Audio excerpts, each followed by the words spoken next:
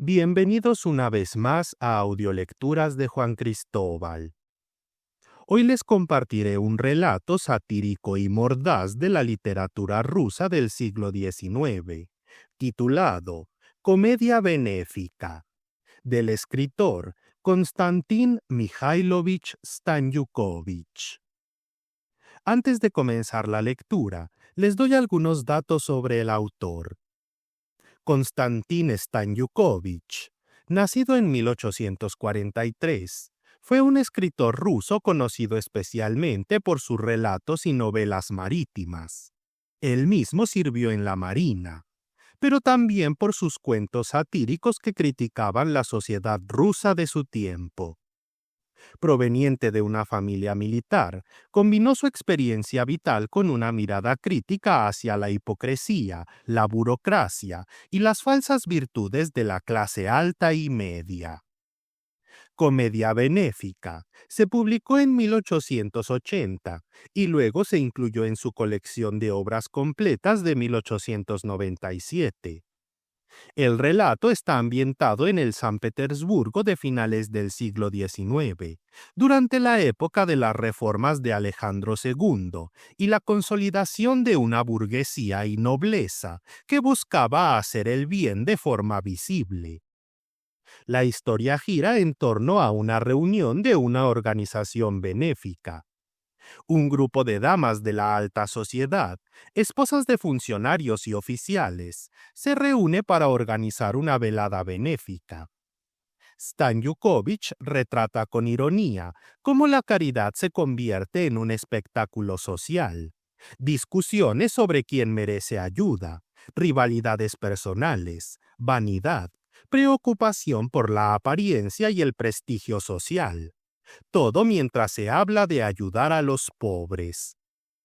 Es un cuento breve, ingenioso y lleno de un humor satírico que denuncia la falsedad de la filantropía burguesa. Esa caridad que sirve más para alimentar el ego y el estatus que para resolver problemas reales. Stanyukovich, con su estilo directo y observador, se suma aquí a la tradición satírica rusa de Saltykov, Skedrin y Gogol, pero con un enfoque más cotidiano y menos grotesco. Este tipo de crítica a la caridad de salón era muy común en la literatura rusa de los años de 1870 a 1880. Cuando muchas sociedades benéficas proliferaban mientras la pobreza seguía siendo masiva. Si les gusta mi trabajo, los invito a comentar el video, darle me gusta y compartirlo. Ahora los dejo con el relato. Espero que lo disfruten.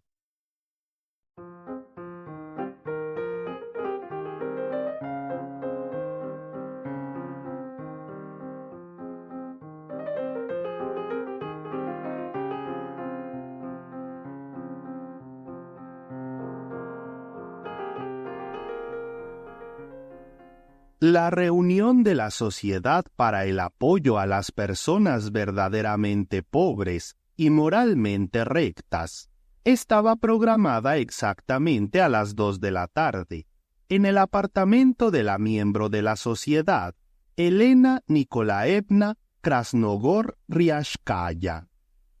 Elena Nikolaevna personalmente supervisó cómo llevaban una gran mesa al salón. La cubrían con un paño verde y colocaban sillas alrededor.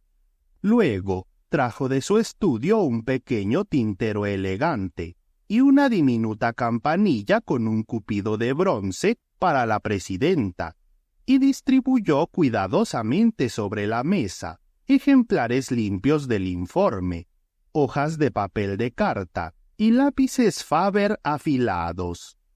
Al terminar estas tareas, Elena Nikolaevna lanzó una mirada satisfecha a la mesa y se acercó al espejo para mirarse a sí misma. El espejo, sin el menor halago, le mostró a una joven hermosa con un vestido de tafetán negro que resaltaba su esbelta figura. Los oscuros rizos que caían sobre sus hombros realzaban la palidez mate de su carita de rasgos delicados, con una nariz ligeramente respingada y un par de ojos castaños sonrientes. La expresión alegre número 1 le sentaba muy bien a su fisonomía vivaz. Elena Nikolaevna quedó complacida con el primer gesto y adoptó la expresión número 2, soñadora y reflexiva. Sus ojos dejaron de sonreír y miraban a lo lejos, más allá del espejo. Los labios rosados, no ajenos al carmín, se apretaron en una línea fina, y su amplia frente blanca se frunció ligeramente. Elena Nikolaevna consideró que el gesto número 2 tampoco estaba mal. Estaba a punto de pasar al gesto número 3, cuando, desde el recibidor, sonó suavemente el timbre. Elena Nikolaevna se apartó del espejo con la ligereza de una golondrina y, acomodándose en un pequeño sofá esquinero, comenzó a estudiar atentamente el elegante folleto del informe semestral, aunque lanzaba de vez en cuando una mirada por encima de las páginas. Los pasos familiares, lentos y seguros, hicieron que Elena Nikolaevna pusiera la expresión número 5, más conocida por su esposo que por el público, dejara el folleto a un lado y lanzara una mirada molesta al pasar su marido, un hombre pálido, serio, de unos 40 años. ¿Otra vez?, murmuró él entre dientes, sonriendo con amargura y mirando de reojo la mesa. ¿Qué cosa otra vez?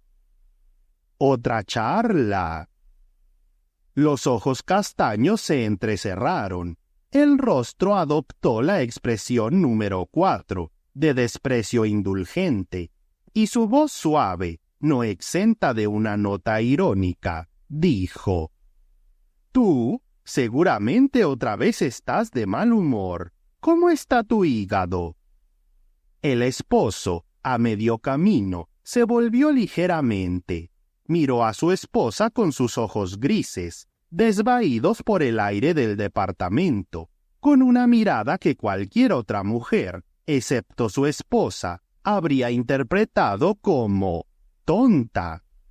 Sin dignarse a comentar su mirada, con el mismo paso lento y seguro, se dirigió a su estudio.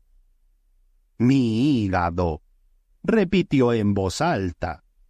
«Mi hígado. ¿Qué preocupación le causa mi hígado?» Se sentó a la mesa, acercó unos papeles, tomó con sus largos y rectos dedos un lápiz igual de largo y recto, y comenzó a leer. «Que de repente ha empezado a preocuparle mi hígado», pensó su excelencia por última vez, y se sumergió en sus papeles.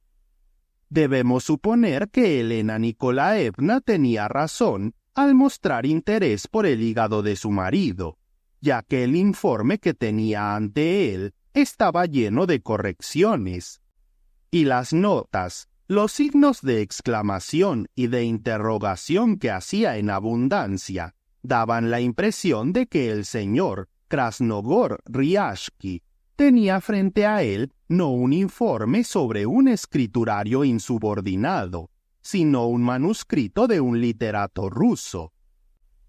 El escriturario insubordinado, que se había atrevido en la catedral de la ciudad provincial N a acercarse a la cruz antes que otro funcionario de mayor rango, y que no había cedido el lugar a pesar de la sugerencia al respecto, aparecía en el informe, basado en informes locales, solo como un escriturario insubordinado, por lo cual el redactor del informe sugería despedirlo del servicio, con la recomendación de no aceptarlo en ningún otro lugar. Pero bajo las ágiles letras del lápiz de su excelencia, el escriturario insubordinado poco a poco iba perdiendo su insubordinación por cuenta de una falta de lealtad y comenzaba gradualmente a tomar la forma más parecida a un provincial macianelo que a un funcionario agobiado por su familia, aunque insubordinado. El lápiz corría ágilmente sobre el informe, tachando a un lado sentencias breves como «para ejemplo a los demás». La indulgencia, como nos enseña la experiencia, no siempre da buenos frutos. Lo importante no es el hecho en sí, sino su trasfondo. Y otras por el estilo. Finalmente, el largo, recto y ya desafilado lápiz, a su vez sugería que el escriturario insubordinado. En ese momento, el lápiz se detuvo en la mano de su excelencia. El señor Krasnogor-Riashki mandó al diablo al obstinado oficial de escritorio, apartó los papeles con rabia y se puso a escuchar. Desde la habitación contigua llegaban suaves sonidos de voces. Su excelencia frunció el ceño, se levantó, se acercó a la puerta y la entreabrió suavemente. En sus oídos resonaba claramente la voz odiosa del alto secretario, quien con un suave tenor di grazia relataba una conmovedora historia sobre la visita al primer distrito de las personas verdaderamente pobres y moralmente rectas. Su voz a veces subía a notas indignadas, luego se apagaba y pasaba a un suave murmullo. «Canalla, ¿cómo les canta a estas tontas?», susurró el señor Krasnogor-Riashki, y su rostro amarillo se torció en una sonrisa maliciosa. De alguna manera se imaginó que, en ese preciso momento, los encantadores ojos de Elena Nikolaevna debían estar mirando al orador con la expresión número 1. Cómo desearía verificarlo y mirar de forma discreta. Pero eso era imposible, inapropiado. Cerró la puerta con enojo y comenzó a pasearse por el despacho. «Vaya, ahora mi hígado se volvió importante para ella», pensó, y enseguida, ante sus ojos, se sucedían esas expresiones de la mirada de su esposa, que solían detenerse en muchos jóvenes, y sólo una vez al mes en él, precisamente el día 20, cuando el señor Krasnogor-Riashki le entregaba a Elena Nikolaevna el dinero para los gastos del hogar y los suyos personales. Finalmente, se sentó nuevamente a la mesa, tomó el lápiz y comenzó a tramar con el pobre y obstinado oficial de escritorio tales combinaciones terribles que, después de ellas, parecía que la obstinación debería desaparecer por completo en la administración, donde servían tanto el señor Krasnogor-Riashki como el obstinado funcionario. «Lo más gratificante, damas bondadosas», dijo mientras tanto el secretario de la Sociedad para la Ayuda a las Personas Verdaderamente Pobres y Moralmente Rectas, un joven alto, aunque en absoluto desgarbado, con ojos azules persuasivos y cabello claro. «Lo gratificante es que los hechos demuestran la fructífera actividad de nuestra sociedad, aún en pañales. Que los escépticos señalen los supuestos límites estrechos de nuestra labor.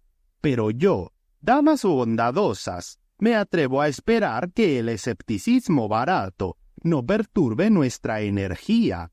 Por supuesto, si ayudamos al menos a 10 personas verdaderamente pobres y moralmente rectas, devolviendo a la sociedad miembros realmente útiles, habremos prestado, damas bondadosas, un verdadero servicio tanto a la sociedad como a los miembros que hemos recuperado para ella.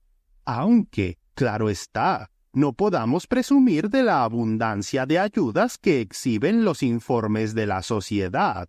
Alivia mis penas. Muy bien. El secretario hizo una pausa. Sacudió la cabeza como si quisiera liberarla de algún peso. Comprobó con la barbilla que los impecables cuellos de su camisa estuvieran en su lugar. Miró a Elena Nikolaevna y a todas las damas bondadosas, que fijaban sus miradas atentas en el orador. Se reclinó hacia atrás, luego se inclinó hacia adelante y realizó ese gesto conocido, estirar la mano hacia adelante y un poco hacia arriba, más cerca del cielo, con el cual los actores del teatro Alexandrinsky suelen advertir al público de un monólogo patético, y rápidamente se lanzó con la siguiente tirada. Damas bondadosas, gracias al sacrificio con el cual ustedes, a menudo con peligro de sus vidas, sí, puedo decirlo, con peligro de sus vidas, se enfrentan al sufrimiento humano, y con la humanidad que distingue a nuestra época, no dudan en quitarse los guantes para tender una mano de ayuda a la moralidad, que está a punto de resbalar. Nuestros esfuerzos unidos han dado resultados brillantes, y podemos decirnos a nosotros mismos, en lo más profundo de nuestro corazón, señalando a aquellas personas que han sido arrancadas de las profundidades de la pobreza y el vicio, gracias a nuestros esfuerzos. Nuestra semilla no cayó en tierra pedregosa. Los hambrientos han sido alimentados, los huérfanos cuidados, los desafortunados consolados. ¿Qué recompensa puede ser mayor que esta? Concluyó el secretario, dejándose caer en su silla y bajando tímidamente la mirada sobre el informe semestral que él mismo había redactado, bajo el peso de una modesta conciencia de triunfo. Todas y cada una de las damas bondadosas, y eran 30, expresaron su más cálido agradecimiento al orador por su discurso sentido. Se escucharon aplausos. Muchas decían, ¡qué bien! Otras susurraban, ¡encantador! Solo Elena Nikolaevna no dijo una palabra, pero en cambio recompensó al orador, cuando ya se había recuperado de su vergüenza y levantó sus ojos azules hacia las damas bondadosas. Lo recompensó con una mirada rápida pero cálida, que dio a su rostro una expresión incomparablemente más suave que la conocida por su marido como número 1. ¿Qué podía hacer el secretario? Solo podía levantarse, llevar ambas manos. ¡Qué manos tan encantadoras!, susurró una dama bondadosa, al final de la mesa, dirigiéndose a su vecina. Llevar ambas manos a las solapas de su frac y hacer una reverencia con la misma gracia con la que los cantantes de ópera suelen saludar. Y eso fue lo que hizo, y solo 2 minutos después la reunión pudo continuar. Vasili Alexandrovich, así se llamaba el secretario, retomó su expresión estrictamente formal y respetuosamente solicitó a la presidenta, una mujer honorable con grandes rizos grises y ojos prominentes, el permiso para leer, según la agenda de la reunión, la lista de personas que recibieron ayuda el mes pasado. Los rizos grises se inclinaron ligeramente hacia adelante, lo que, sin duda, indicaba su consentimiento. Vasili Alexandrovich se levantó y leyó. Lista de personas que recibieron ayuda en diciembre de 1870 y tantos, de la Sociedad de Asistencia a Personas Verdaderamente Pobres y Moralmente Rectas. La viuda del mayor, Vasilika Nikoforovna Dementieva, según el protocolo del 15 de marzo, con el número 1254, asistencia mensual de 5 rublos. ¿Es la cuyo marido fue despedazado en el Cáucaso?, preguntó en voz alta la almiranta Troekurova. No, respondió en voz baja la condesa Dolgova. Es la misma pobre mujer cuyo esposo murió en el Dnieper. Se lanzó desde un acantilado para salvar a un niño y se ahogó. La pobre mujer me contó todos esos terribles detalles. O quizá lo he olvidado, pero me parece que la pobre mujer me dijo que su esposo fue despedazado por los circasianos y murió bajo sus sables. En fin. La almiranta guardó silencio y miró a Vasili Alexandrovich con una expresión interrogante. Es esa pobre mujer, señoras honorables, que perdió a su esposo, un valiente oficial ruso, en Kokán. Primero fue herido, luego capturado y finalmente ejecutado de manera horrible. La pobre mujer aún no ha podido recuperarse y, cuando cuenta la historia, le da un ataque de histeria. ¡Qué ejecución tan terrible! Tanto la almiranta como la joven condesa abrieron los ojos, pero, temiendo equivocarse, ya que hay tantas viudas en San Petersburgo cuyos esposos murieron de maneras inusuales, no dijeron nada, en beneficio de la viuda de Mentieva, más conocida en la taberna de la esquina de la calle de Petersburgo como la Urraca Ladrona. El secretario continuó. La esposa del secretario colegiado, María Valerianovna. Vasili Alexandrovich parecía algo avergonzado y apenas audible completó. Podélova. Recibió 2 rublos de ayuda mensual. Ciudadana Daria Osipova. Asistencia única de 1 rublo y 75 kopecks. «Es tan encantadora esa Daria», comentó la condesa Dolgova. «La visité, imagínense», dijo la condesa dirigiéndose a la presidenta. «Tiene 3 hijos, son tan lindos, pero, Dios mío, ¿en qué estado están? Ni zapatos, ni ropa interior, ni vestidos». Otra señora honorable sentada al lado, una joven rubia con postura inglesa y rostro serio, asintió en silencio y, algo incómoda, dijo: «El libro de Manaseina recomienda tener al menos 12 docenas de pañales. De lo contrario...» «Pero imagínese», la interrumpió la condesa. «Ni uno solo». «¿Ni uno? Ni uno». Todas repitieron, «ni uno». Todas sacudieron la cabeza, todas lamentaron, todas expresaron un interés tan sincero por los 3 hijos de Daria Osipova, que, si ese interés pudiera haberse convertido en pañales, habría sido suficiente no solo para los 3 niños, sino incluso para unas 5 personas más, siempre y cuando Daria Osipova no dejara de contribuir al crecimiento de la población. «Me parece», la joven con postura inglesa volvió a incomodarse por alguna razón, «que se debería aumentar la ayuda a esta mujer». «Tendré el honor de presentar a su consideración, honorables damas, el presupuesto de ayudas para enero, y la cantidad de asistencia para Daria Osipova dependerá de la decisión de la asamblea».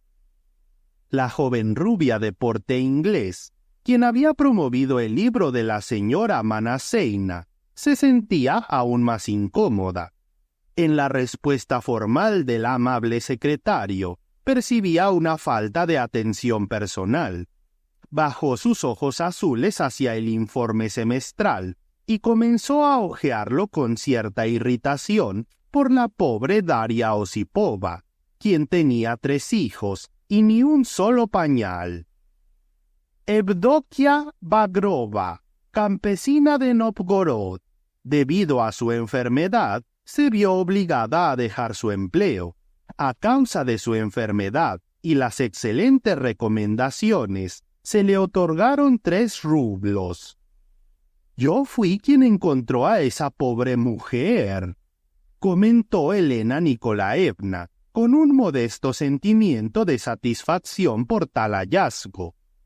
«¿La visitaste, Vasily Alexandrovich?» «Sí, la visité. Una chica muy simpática», respondió el secretario. «La pobre mujer se quemó la mano», continuó Elena Nikolaevna, dirigiéndose a todas las honorables damas.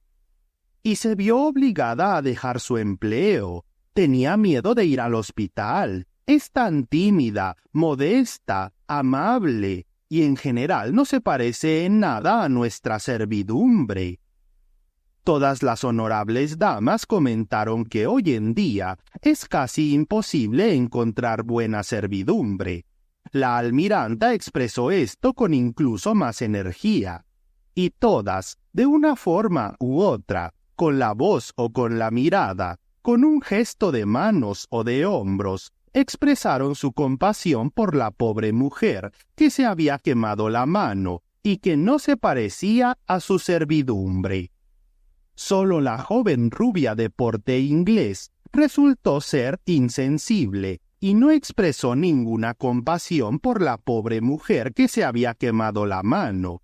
Peor aún, la joven sintió cierta antipatía por esta pobre mujer, en defensa de otra pobre mujer, Daria Osipova, quien tenía 3 hijos y ni un solo pañal. Aunque la joven rubia no había visto ni a una ni a otra de las pobres mujeres, había tomado bajo su protección especial a Daria Osipova, en parte en desafío al secretario y a Elena Nikolaevna, y consideraba una gran injusticia que se le otorgaran 3 rublos a la mujer que se quemó la mano, pero solo 1 rublo y 75 kopecks por los 3 hijos sin pañales. «Esto es injusto», pensó la joven, ruborizándose hasta las orejas ante tal injusticia, y su enfado hacia Elena Nikolaevna y el secretario. Sin embargo, Vasily Alexandrovich continuó leyendo la lista y concluyó, elevando ligeramente la voz.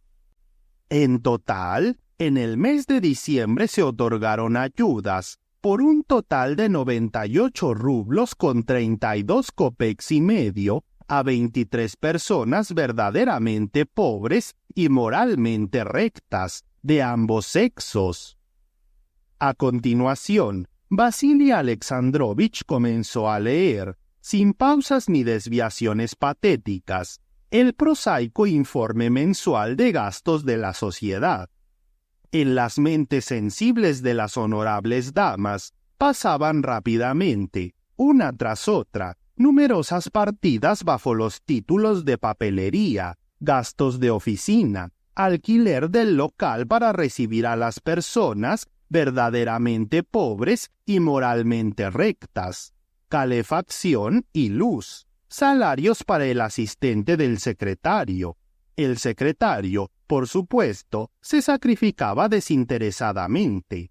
2 escribanos y 1 guardia, viáticos para consultas, reparación de muebles, gastos imprevistos, casuales y extraordinarios. Y el ruido en los oídos cesó solamente cuando el secretario, tras enumerar todas las partidas mencionadas y sus correspondientes cifras, concluyó, elevando nuevamente la voz. En total, 239 rublos con 44 kopecks y medio, y junto con las ayudas otorgadas, 337 rublos con 78 kopecks. Me queda agregar, honorables damas, que el próximo mes nuestros gastos se reducirán, dado que existe la posibilidad de encontrar a un guardia por un salario menor.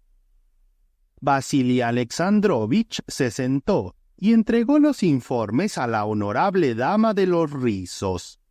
Los informes estaban transcritos con una caligrafía impecable, y las cifras aparecían alineadas una bajo otra, en un orden tan hermoso como solo pueden estar los soldados en un desfile.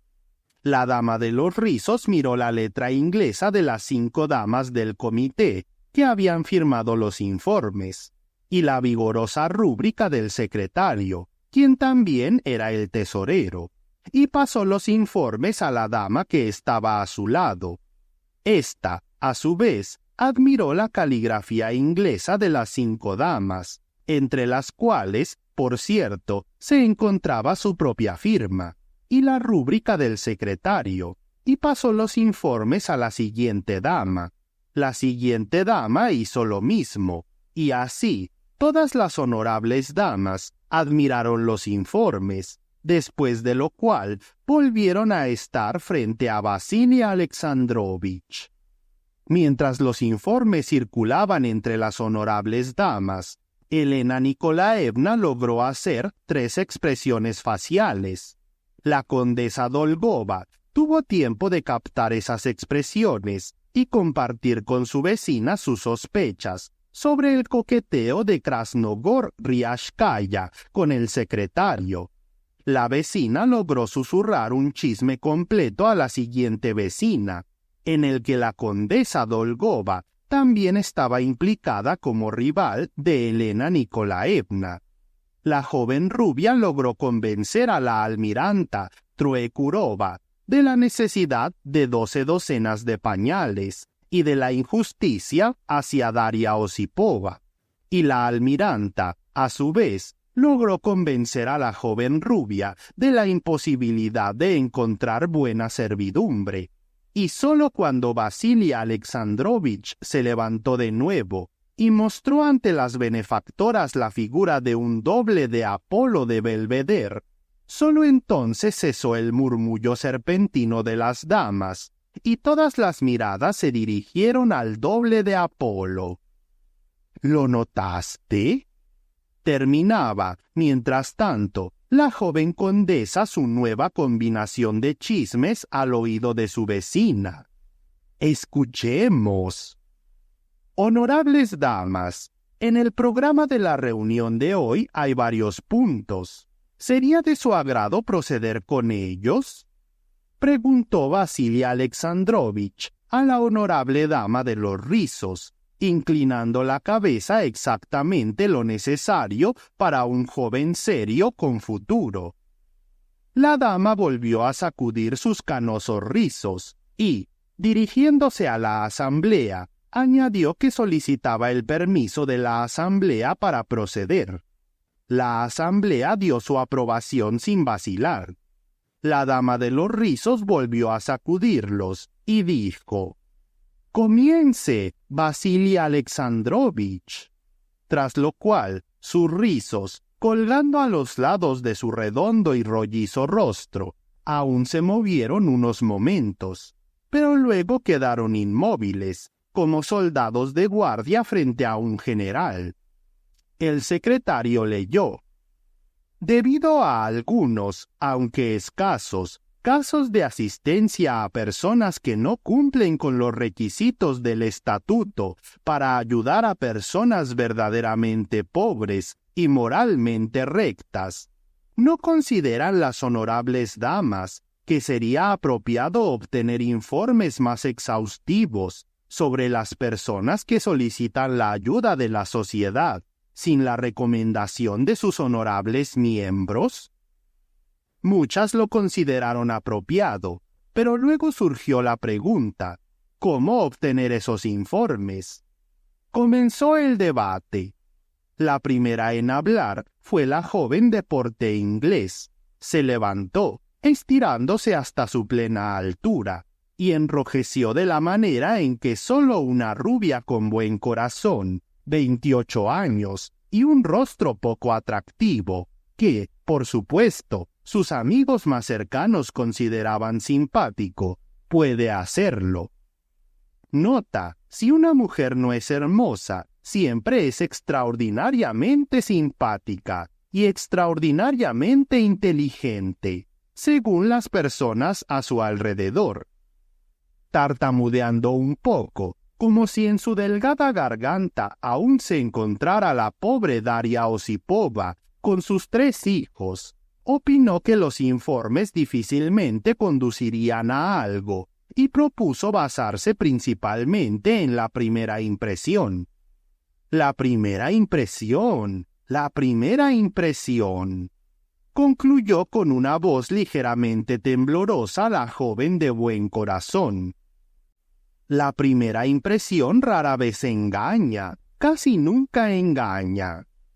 Volvió a sonrojarse y se sentó bajo el fuego cruzado de las miradas de 29 honorables damas, que no dejaron pasar ni un solo grano en la cara de la joven rubia, y pensaron con ironía que, probablemente, todos los hombres habían juzgado a la simpática joven por su primera impresión. De lo contrario, ya estaría casada hace tiempo. Elena Nikolaevna se permitió discrepar con la respetada Eugenia Petrovna. Basándonos en el principio, dijo, acentuando con seguridad la palabra principio, y lanzando a la asamblea su expresión número 6, severa y profesional. En el principio, que la sociedad está obligada a ayudar solo a personas verdaderamente pobres y moralmente rectas. No se puede confiar en la primera impresión. Puede ser engañosa en un sentido u otro. ¡Qué bien me está saliendo!, pensó, casi al mismo tiempo que un sentimiento de envidia apretaba el corazón de la condesa Dolgova. Es posible que se ayude a personas indignas, así como... Le gustó mucho así como que se rechace a personas dignas. En principio, ella estaba a favor de los informes, aunque entendía las dificultades que conllevan. Vasily Alexandrovich miró a Elena Nikolaevna con una mirada cautivada, bajando rápidamente los ojos bajo la mirada de la oradora, como si quisiera ocultar en lo más profundo de su alma los sentimientos que lo conmovían. Sin embargo, se entendieron sin mirarse el uno al otro. Elena Nikolaevna pensó, «¡Qué encantador es este Petrovsky!», mientras que Vasily Alexandrovich pensó, «Te tengo, tonta, no te preocupes». La condesa Dolgova frotó firmemente sus labios sonrosados con un fino pañuelo de batista, como para demostrar que existen tales rubores que no se borran, y, a su vez, reconociendo la nobleza de las intenciones de su amiga, Elena Nikolaevna. Ambas amigas intercambiaron miradas tiernas, sorprendidas por la hipocresía de la otra. Sin embargo, debo señalar que, según mi modesta opinión, «Vaya con la modesta», pensaba Elena Nikolaevna, recordando una decena de nombres masculinos. Ni las primeras impresiones ni los informes llevarán al resultado deseado. Lo mejor, concluyó la encantadora condesa de los rubores imborrables, es pedirle al necesitado que cuente su historia, en una palabra, una confesión. Con base en eso, juzgaremos. La confesión a veces es muy difícil, condesa, objetó humildemente Elena Nikolaevna a su amiga. ¿Por qué habría de serlo? Si se hace con el corazón abierto, me parece que solo aligeraría el alma. Querida Elena, de verdad, nosotras, las mujeres, deberíamos saber eso. Ambas, habiéndose dicho algo malicioso, guardaron silencio. Otras honorables damas comenzaron a hablar. La baronesa Speck, abogaba por obtener informes de los vecinos. La generala, Bistraya, defendía los informes de la policía. Ahí deben saberlo todo. La almiranta Troekurova proponía resolver el asunto según el linaje. Los nobles siempre son más dignos. Disparó con un barítono áspero, típico de una veterana del mar. Se procedió a la votación, pero durante la votación, varias honorables damas insistían en hablar al mismo tiempo, lo que causó tanto alboroto que los canosos rizos volvieron a sacudirse. La presidenta tocó una campana, explicó que el debate había terminado, y nuevamente los rizos se balancearon, y luego se detuvieron en su lugar. La mayoría de los votos se inclinó a favor de obtener informes de los vecinos, y en caso de ser insuficientes, de la policía.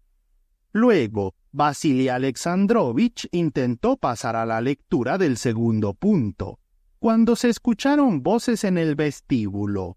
Se oyó a alguien decir, «No se puede», pero otra persona protestaba. Elena Nikolaevna miró al secretario.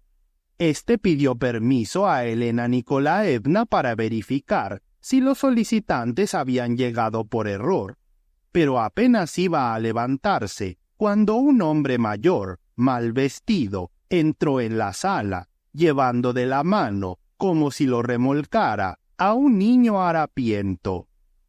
El recién llegado no se inmutó al ver una asamblea tan brillante de damas, y solo se apresuró a limpiar la nariz del niño, arreglar amorosamente su desgastado abrigo fino, que le quedaba holgado sobre su pequeño y delgado cuerpo, y quitarle de alrededor del cuello una bufanda roja, envuelta varias veces. Cuando hizo todo esto, presentó al niño con un aire tan solemne, como si hubiera traído ante la asamblea de hadas benefactoras a un pequeño príncipe que, solo por un tiempo, se veía obligado a ocultarse en un traje pobre, a temblar en 20 grados bajo cero, a alimentarse con lo que fuera y a dormir donde Dios lo mandara. El protector de este niño no se diferenciaba en nada de esos mendigos vestidos con andrajos descoloridos, que alguna vez fueron chaquetas Palmerston o Almaviva, difícil de discernir, capitanes o funcionarios, que asustaban a las damas en las calles solitarias, con su voz ronca y sus rostros pálidos verdes, hinchados, y sus miradas brillantes y penetrantes, que emergen desde el fondo de oscuras oquedades, ya sea con una amenaza o con tal expresión de sufrimiento que esos ojos persisten en la memoria y no dejan dormir en paz mucho tiempo después del encuentro. El hombre que había entrado era viejo, canoso, y se esforzaba por mirar amablemente esta vez, aunque aún parecía un lobo que, por error, había acabado en la sociedad humana. Se frotó el cuello con sus manos sucias, como si buscara dónde había dejado su corbata, y se quedó en la posición de una esfinge, esperando el momento en que tuviera que hablar. El muchacho, de unos 9 años, evidentemente no deseaba el honor de estar necesariamente al frente. Retrocedía, y solo se calmó cuando llegó a los pies de su compañero, y sintió como una mano conocida, temblorosa, acariciaba amablemente su desgreñada cabeza, poco familiarizada con el peine. La aparición de esta extraña pareja, al parecer, no estaba en el programa de la sesión de la Sociedad de Personas Verdaderamente Pobres y Moralmente Rectas, por lo que no solo todas las honorables damas, sino también el único honorable caballero, se quedaron perplejos en un primer momento, mirando a los recién llegados con ojos llenos de sorpresa, desdén, miedo, pero con muy poca calidez y compasión. Estos sentimientos fueron provocados principalmente Claro está, por el extraño anciano, cuyo rostro, aunque trataba de ser amigable, no inspiraba mucha confianza, sobre todo sus ojos, profundamente hundidos, que miraban a las honorables damas con una especie de sonrisa errante, causaban una impresión desagradable. En ellos no había esa expresión humilde y aduladora, que es tan conocida y apreciada por los benefactores y benefactoras. No obstante, era necesario hablar con estos invitados inesperados, y Vasili Alexandrovich habló. «¿Qué desean?», preguntó con ese tono educado de oficina, que consideraba un modelo de ternura en sus relaciones con los clientes de la sociedad. «Casi nada para mí», respondió el extraño anciano, sonriendo con los ojos. «Pero este niño necesita ayuda. ¿Es usted su padre?» «No». «¿Pariente?» «No, por Cristo». «¿Qué parentesco tan peculiar? ¿Es su pupilo?» «Mi pupilo». El secretario miró a las honorables damas, entrecerrando los ojos astutamente, como si dijera, «Vaya mentiroso», y se dirigió al niño.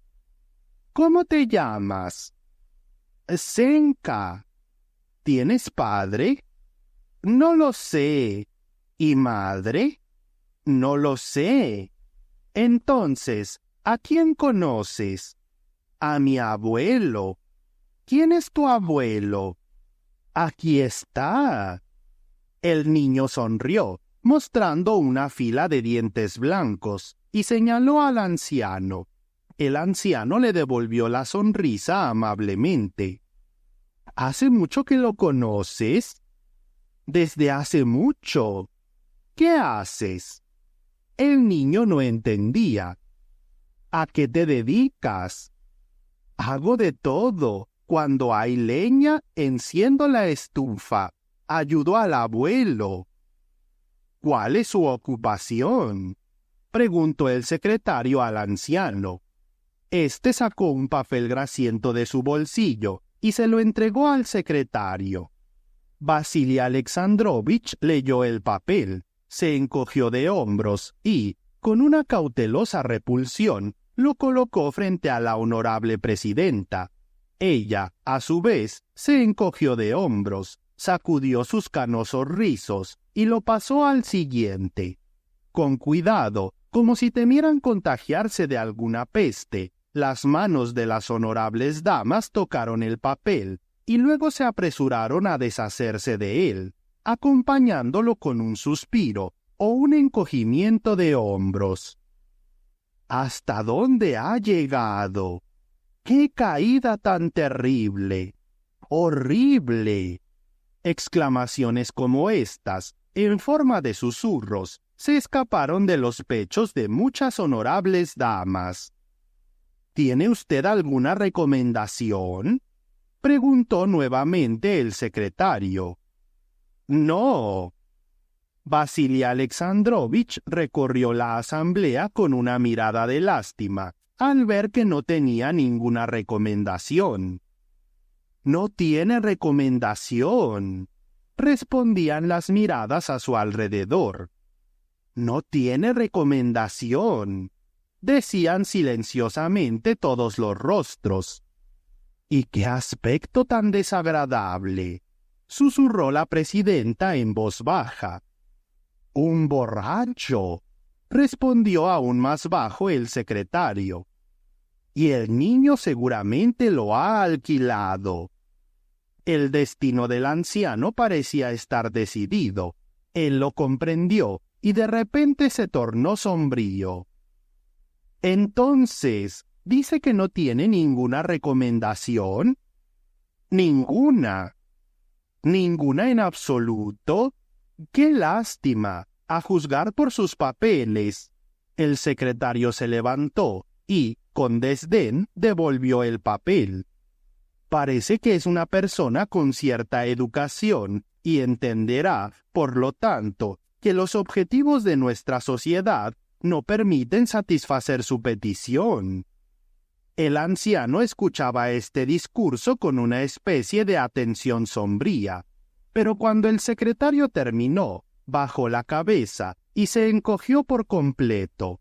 Sus ojos se hundieron en las sombras, y de su pecho brotó una voz quebrada, que dijo suavemente: «Pero no es para mí, es para el niño». «¿Para el niño?», repitió el secretario mientras volvía a su lugar. Unos segundos de confusión. «¿Tenemos derecho?», susurraba el secretario. «¿Tenemos derecho?», susurraba igualmente la honorable presidenta, sacudiendo severamente sus rizos. «¿Tenemos derecho?», se preguntaban todas las honorables damas. «Desafortunadamente, no tenemos derecho». Primero lo expresó el rostro del secretario, luego un gesto y finalmente un suave murmullo. «Desafortunadamente, no tenemos derecho», dijo la presidenta en francés. «No tenemos derecho», respondieron los rostros de las honorables damas, todas ellas dirigiendo su atención al niño, a quien no tenían derecho de ayudar. Y el niño miraba con sus vivos ojos marrones a la resplandeciente asamblea. E imagínense, no solo no buscaba conmover los corazones de las honorables damas, sino que, al contrario, parecía buscar la manera de proclamarse como el chico más insolente y maleducado que jamás había pedido ayuda. Se reía alegremente y le susurraba algo a su sombrío compañero, señalando directamente el rostro de la honorable presidenta. Le llamaban la atención los rizos canosos y compartía sus observaciones en voz baja, sin el menor reparo por el lugar en el que se encontraba. Evidentemente, le habían puesto de buen humor y, a pesar de las señales de su viejo compañero, continuaba riéndose alegremente. Esta alegría terminó por condenar al niño. Las honorables damas concluyeron que se trataba de un niño corrupto. El secretario ya lo había decidido hacía rato. Se olvidaron por completo de que muchas de ellas tenían hijos, y solo recordaban que ante ellas se encontraba un niño desaliñado, sucio, con ojos vivaces entre mejillas hundidas y una risa desafiante. «Desafortunadamente, no tenemos derecho a ayudar al niño tampoco», dijo el secretario. «¿Sin recomendación?», respondió irónicamente el anciano. «Así es», respondió bruscamente el secretario, y con la mirada parecía decir: «Pueden irse ahora, si no al infierno, al menos a la calle, donde hace 18 grados bajo cero». El anciano tiró bruscamente del niño por la mano, dio unos pasos, luego se detuvo y dijo: «Honorables damas, les ruego». Su voz se volvió más débil y en su rostro consumido se reflejó un gran sufrimiento. «Les ruego, ayuden al niño, no tiene refugio, no tiene ropa, ayuden al niño». Todos de repente quedaron en silencio.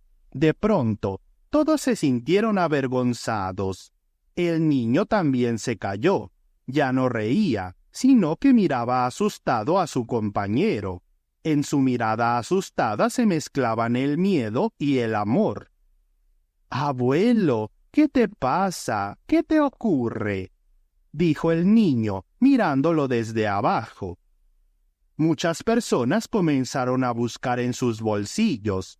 La joven con modales ingleses y buen corazón llevaba ya un rato sentada en su silla, como si estuviera sobre brasas.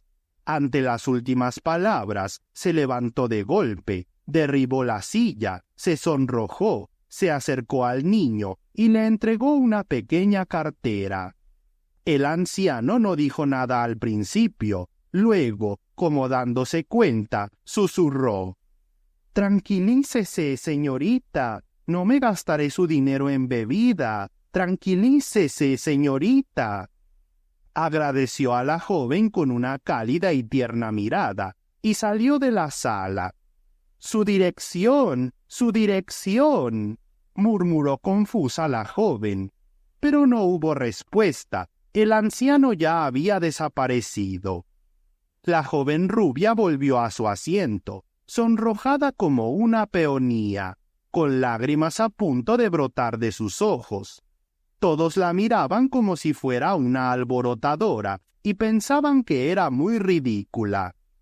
Después de este episodio, pasaron algunos minutos antes de que la reunión volviera a su curso habitual. Nuevamente se plantearon cuestiones, se resolvieron y se anotaron en los registros. A las 5 de la tarde, la reunión terminó. Las honorables damas conversaron un poco y se marcharon.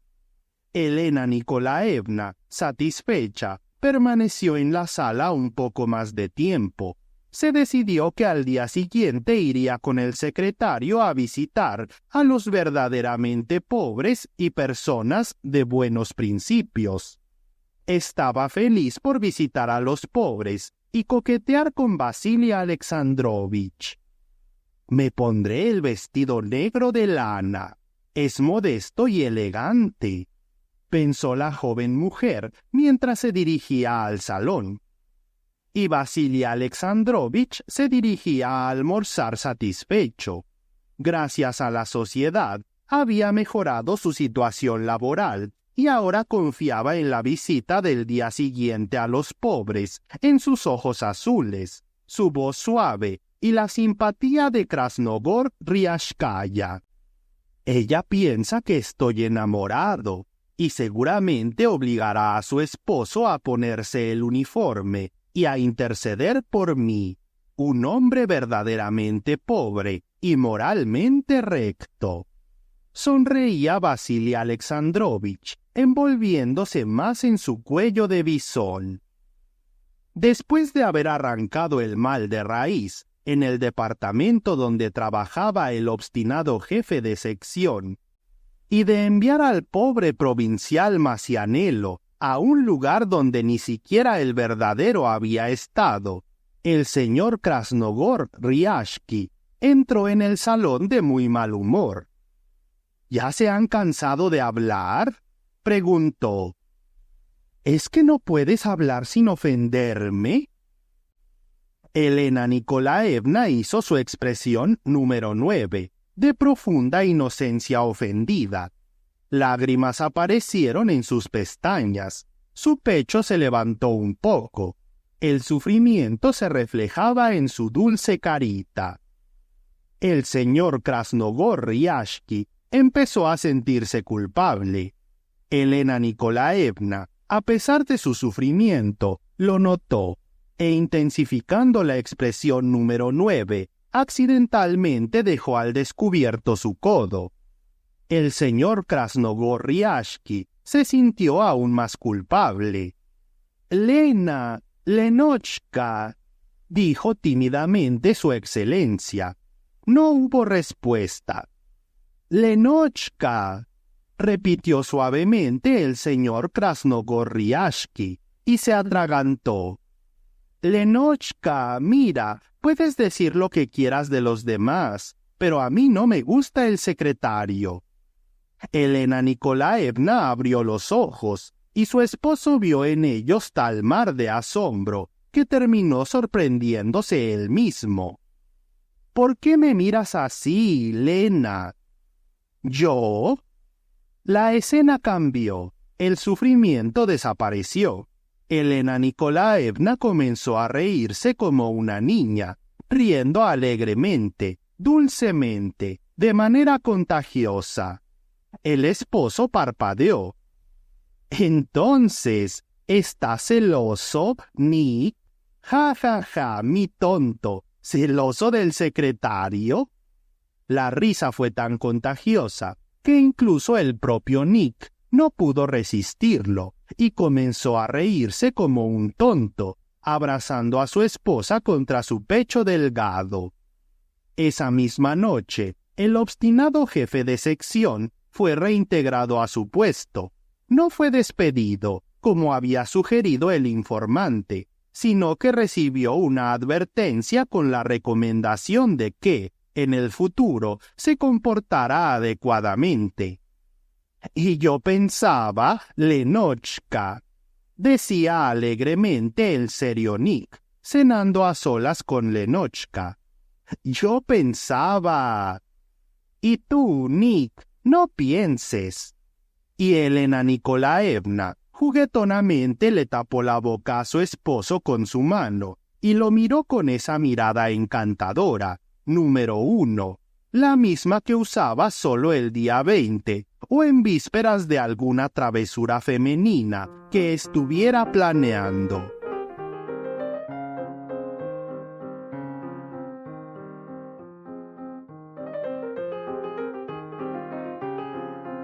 Gracias por escuchar el relato. Si deseas apoyar al canal con una donación, en la descripción del video te dejo los enlaces para hacerlo. Hasta la próxima.